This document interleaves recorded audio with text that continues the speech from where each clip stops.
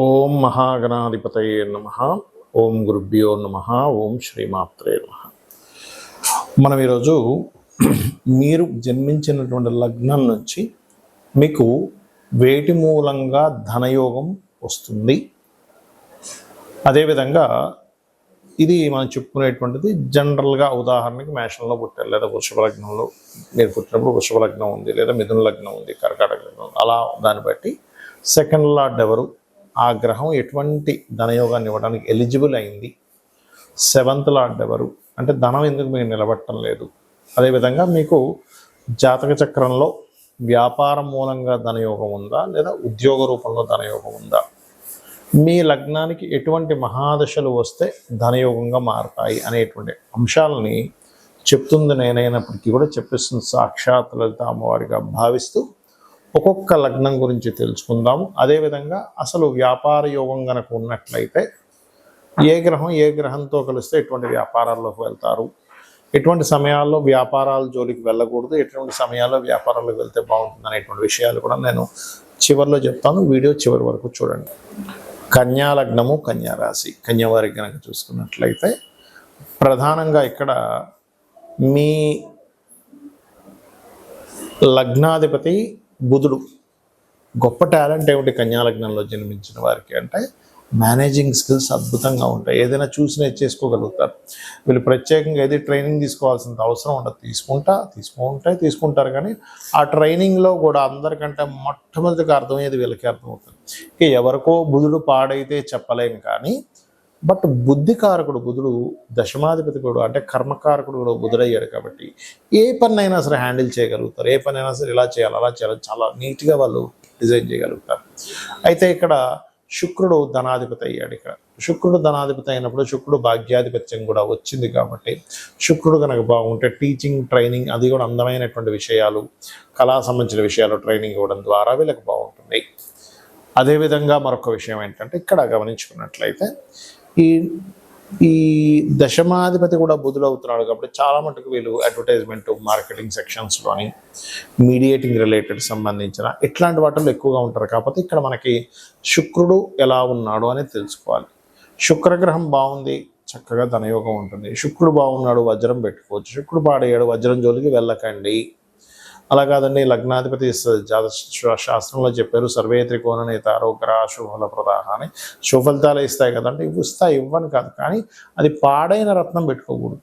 ఇప్పుడు చిన్న ఎగ్జాంపుల్, ఇంట్లో పిల్లలే కానీ ఆ పిల్లవాడు ఎప్పుడు ఇంట్లో వాళ్ళకి మంచి చేయాలి, అందులో ఎటువంటి సందేహం లేదు. ఇంట్లో కుటుంబ సభ్యులు ఇంటికి మంచి చేయాలి. కానీ ఆ పిల్లవాడు వ్యసనపరుడయ్యాడు, అంటే గంజాయి అని, సిగరెట్లని, మందని బాగా వ్యసనపరుడు అయిపోయాడు. అప్పుడు ఏమిటంటే ఆ వ్యసనపరుడు అయినటువంటి పిల్లవాడు ఇంట్లో ఉన్న డబ్బులు కూడా పట్టుకెళ్ళిపోతాడు. మరి ఇంట్లో వాడే కదండి, ఎందుకు పట్టుకెళ్ళిపోతుంటే వ్యసనం ద్వారా ఎలా అయితే పిల్లవాడు పాడవడం వల్ల ఇంట్లో ధనాన్ని ఎలా అపహరిస్తాడో, సర్వే త్రికోణ నేతారో అనేటువంటి శ్లోకంలో కోణాధిపతులు మంచి వాళ్ళు అయినప్పటికీ సహజంగా ఆ గ్రహం గనక పాడైనట్లయితే అది కూడా సపోర్ట్ చెయ్యదు, ఇది గుర్తుపెట్టుకోండి. అలాంటప్పుడు మీరు దానికి సంబంధించిన రత్నం పెట్టుకోవడము, దానికి సంబంధించినవి ఏవి చేయకూడదు ఆ రోజుల్లో మీరు. ఎందుకంటే ఇక్కడ decision making is most important. చాలామంది ఏం చేస్తారు, 12వ స్థానం యాక్టివ్గా ఉన్నప్పుడు ఇన్వెస్ట్మెంట్లు చేస్తారు, పోతుంటాయి. 12వ స్థానం బాగున్నప్పుడు ఇన్వెస్ట్మెంట్ చేయాలి, ఈ జాగ్రత్తలు తీసుకోవాలి. అలాగే మీకు బుధుడు మరి ధనం సంపాదిస్తున్నామంటే నిలబట్టం లేదు, అలాంటప్పుడు మీరు చేయవలసింది ఏంటంటే శనగలు దానంగా ఇవ్వడం. గురువు ఏ గ్రహాల చేత పాడయ్యాడో ఆ గ్రహాలకు సంబంధించిన దీపారాధన, ఆ గ్రహాల దగ్గర దీపారాధన చేయడము, దత్తాత్రేయుడి యొక్క స్తోత్ర పఠనము, అదేవిధంగా దక్షిణామూర్తి స్తోత్ర పఠనం, ఇవి చేయండి. అన్ని విధాలా బాగుంటుంది. మరియు మీకు ఫైనాన్షియల్ ఇంకా బాగా ఉండాలి అంటే లక్ష్మీ గణపతి ఆరాధన, ఓం సంపత్కరీ సమారూఢ సింధుర వ్రజ సేవితాయ నమః చేయండి. అన్ని విధాలా బాగుంటుంది. ఇక్కడ మనకి ధనం అనేటువంటిది వ్యాపార రూపంలో వస్తుందా, ఉద్యోగ రూపంలో వస్తుందా అనేటువంటి విషయం జ్యోతిష్శాస్త్రంలో చాలా స్పష్టంగా ఉంటుంది. అది ఎలా తెలుసుకోవాలి అంటే స్వేచ్ఛాయోగము అని ఉంటుంది. అంటే శని కేతువులు కలిసి ఉంటే దాన్ని స్వేచ్ఛాయోగము. అది జన్మజాతకంలో 159 యాక్సెస్లో ఉండొచ్చు, లేనట్లయితే రాశి చక్రంలో ఒకే దగ్గర కలిసి ఉండి లేదా ఒక్కొక్కసారి ఒకే రాశి సంబంధాలు అంటారంటే అది తక్కువగా పనిచేస్తుంది. అంటే వృషభం, తుల చూడ్డానికి షష్టాష్టకాల్లో ఉన్నప్పటికీ, అదేవిధంగా మేషము, వృశ్చికము, మకరము, కుంభము, ధనస్సు, మీనము, మిథునము, కన్య, కర్కాటక, సింహరాశుల్లో ఉంటే కూడా అది కొంత కనెక్టివిటీ ఉంటుంది. అయితే 1, 5 అండ్ యాక్సెస్లో కలిసినప్పుడు స్వేచ్ఛాయోగం. అప్పుడు అలాంటి వారికి ఏంటంటే ఉద్యోగం మీద ఇంట్రెస్ట్ ఉండదు, వ్యాపారం చేయాలనే ఉంటుంది. కాకపోతే ఈ కాంబినేషన్ ఉన్నప్పుడు కొన్ని ఆటంకాలు కూడా లైఫ్లో జరుగుతాయి. దీన్ని ఫస్ట్ మీరు బ్రేక్ చేయాలి. ఏ ఉద్యోగంలో అయినా వ్యాపారంలో అయినా కలిసి రావాలంటే ఏం చేయాలి? దానికంటే వెంకటేశ్వర స్వామి ఆరాధన చేయడం కంటే మరొకటి లేదు. లేదండి గణపతి ఆరాధన చేస్తాం, చేయండి, తప్పేం కాదు. ఇది మెయిన్. రెండవది ఏంటంటే మీ పర్సనల్ చార్ట్లో అసలు వ్యాపార యోగం ఉంటే లేదా ఉద్యోగ యోగం ఉంటే ఎలా ఉందో తెలుసుకోండి. ఉద్యోగ యోగం ఉంది, వ్యాపార యోగం లేదు. అలాంటప్పుడు కొంతమందికి ఉద్యోగం ఇక్కడ ఉండి మీరు పుట్టిన ప్రదేశము, మీరు పెరిగిన ప్రదేశము, మీరు చదువుకున్న ప్రదేశాల్లో రాదు. ఒకసారి ఎందుకు రాదు అంటే వారికి 2, 12 అది కొన్ని యోగాల్లో అది మంచి యోగం కాదని చెప్పారు. కానీ ఇప్పుడున్నటువంటి సమాజంలో అందరూ విదేశాలకు వెళ్ళి సంపాదించుకునేటువంటి రోజులు మనకు నడుస్తున్నాయి. కాబట్టి సర్వసాధారణంగా 2, 12 అంటే విదేశీ ధనయోగంగా మారింది ఇప్పుడు. కాబట్టి 2, 12 కాంబినేషన్ ఉన్నట్టు 2వ అధిపతి 12వ అధిపతి కలిసి ఆ పోర్ట్ఫోలియోలు కనుక బలంగా ఉండి ధనయోగం బలంగా ఉంటే వీళ్ళు విదేశాలకు వెళ్ళడం ద్వారా సెటిల్ అవుతారు, కానీ దగ్గరగా సెటిల్ అవ్వరు. ఏమంటే విదేశాలకు వెళ్ళేంత స్తోమత లేదు మరి ఎలాగా అనుకునేటువంటి వారు ఉన్న స్టేట్ మారడం, ఉన్న ప్రదేశం మారితే అప్పుడు మీకు బాగుంటుంది. అదేవిధంగా 9, 10 కాంబినేషన్ ఉంది, టీచింగ్ జాబ్స్లోకి వెళ్ళడం.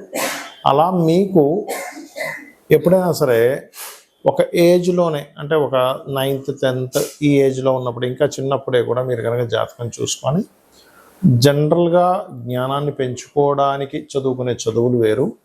మీరు పలానా ప్రొఫెషన్ తీసుకుంటాను అన్నప్పుడు దానిలో ధనయోగం ఉందా లేదా అన్నప్పుడు మీ ధనాధిపతి ఏ ప్రొఫెషన్కి కనెక్ట్ అయి ఉన్నాడో తెలుసుకోవాలి.